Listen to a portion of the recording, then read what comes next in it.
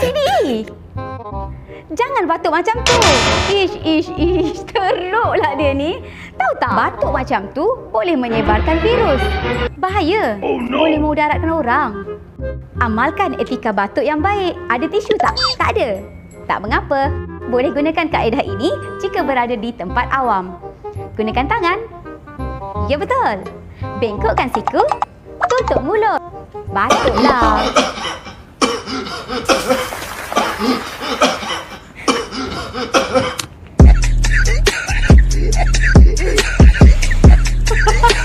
Ada tu.